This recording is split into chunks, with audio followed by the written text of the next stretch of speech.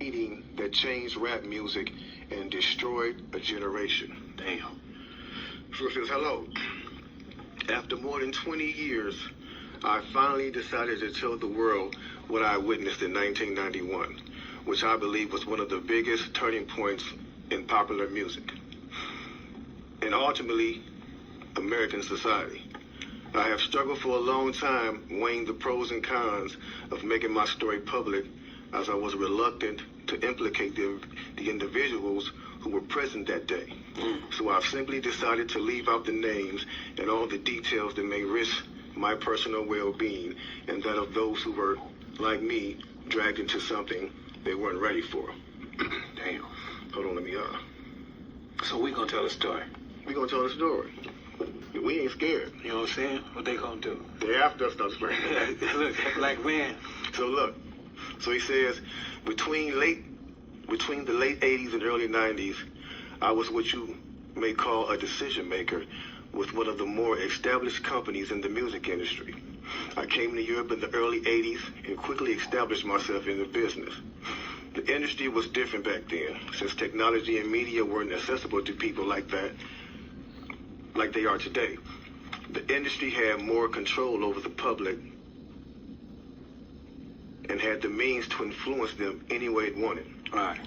This may explain why in early 1991, I was invited to attend a closed-door meeting with a small group of business insiders to discuss rap music's new direction. Rap music's new direction. Yeah. Little did I know we would be asked to participate in one of the most unethical and destructive business practices ever seen. Crazy. So this was the meeting. The meeting was held at a private residence on the outskirts of Los Angeles. I remember about 25 to 30 people were being there. Right. Most of them familiar faces. Speaking of those I knew, we joked about the theme of the meeting, as many of us did not care for rap and failed to see the purpose of being invited to a private meeting to discuss the future of hip-hop. Talk to him. Among the attendees was a small group of unfamiliar faces who stayed to themselves and made no attempt to socialize beyond their circle. Based on their behavior and formal appearances, they didn't seem to be from our industry. Our casual chatter was interrupted when we were asked to sign a confidentiality agreement preventing us from publicly discussing the information presented during the meeting. Needless to say, this intrigued, in some cases, disturbed many of us. The agreement was only a page long, but very clear on matters and consequences, which stated that violating the terms would result in job termination immediately. We asked several people what this meeting was about and the reason for such secrecy, but could not find anyone who had the answers for us. A few people refused to sign and walked out. Nobody stopped them. I was tempted to follow, but curiosity got the best of me. That's right. A man who was part of the unfamiliar group collected all the agreements from us. So now it's going to get to the good part because the meeting about to start. Talk to him, Jake. It says, quickly after the meeting began, hold on one second. Get your popcorn, y'all. Popcorn, get your pistol. No, it's like, For real, though. Quickly after this meeting began, one of the industry colleagues, who shall remain nameless like everybody else, thanked us for attending. He then gave the floor to a man who only introduced himself by first name and gave no other details about his personal background. I think he was the owner of the residence, but that was never confirmed. He briefly praised all of us for the success we had achieved in our industries and congratulated us for being selected as part of this small group of decision makers. At this point, I began to feel slightly uncomfortable in the strangeness of this gathering. The subject quickly changed as the speaker went on to tell us that the respective companies we represented had invested in a very profitable industry, which could become even more rewarding with our active involvement. Damn. He explained that the companies we worked for had invested millions into the building of privately owned prisons, and that our positions of influence in the music industry would actually impact the profitability. EVE Online is a vast of these investments. Then he says, I remember many of us in the group immediately looking at each other in awe and confusion. At the same time, I didn't know what a private prison was, but I wasn't the only one. Sure enough, someone asked what these prisons were and what any of this had to do with music.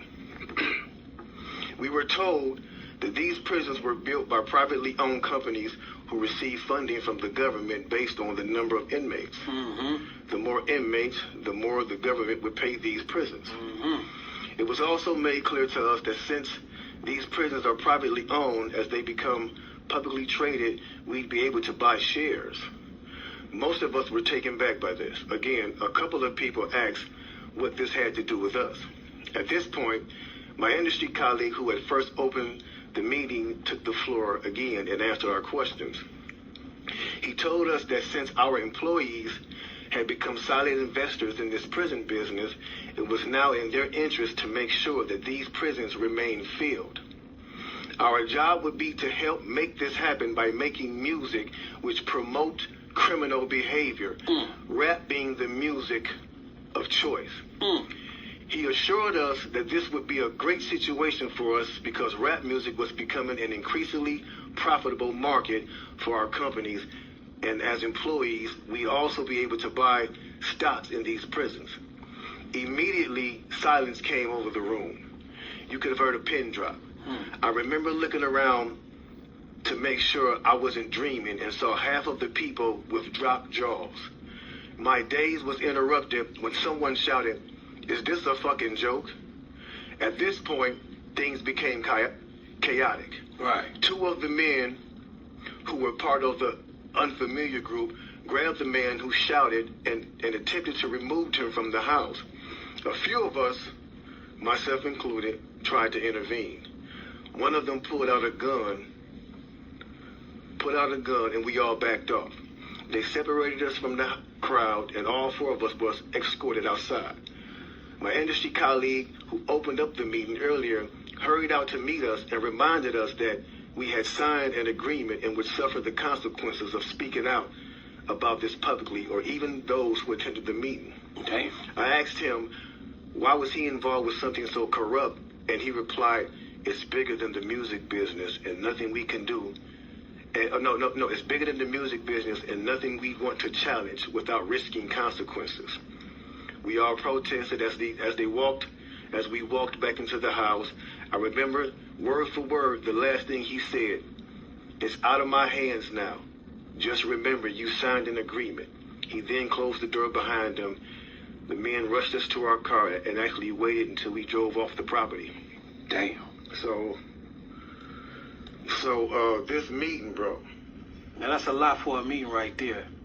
Oh yeah, definitely. You know, and this person later on, he said, you know, this person actually ended up leaving the music industry after this happened. Well, a few years after this, he ended up leaving the music industry. Okay. And he said he just, like, you know, over the years, he just felt guilty because he said as he sat back and he watched these plans come to a reality Over 2 decades. he sat back and was like, wow, they really pulled it off. Yeah. They really pulled this off. He was like, they were told not to sign any more political rappers, any more rappers that had messes in their No music. positivity. It was all to be gangster rap music that they promoted and put out. So if you wonder where And this Brand was Nubians before went, us. if you wonder where Brand Nubians went, where Pro Righteous Teachers went, where Public Enemy went, where KRS-One went, and all sorts of groups like that was talking, Yeah. even Queen Latifah and Moni Love and those, you know what I'm saying?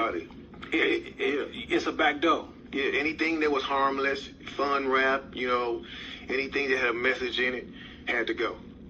Yeah, that's You know why what if I'm you saying? even notice though, now And you we talk about that all the time. can be brief with it, you know what I'm saying? Those charms that came out like maybe in 1988, 89, the African charms, those they lasted for about 2 years and they disappeared real quick, you know what I'm saying? Yeah, definitely, Quickly. definitely. Now, after reading all this, you know, it actually made me feel a few different ways.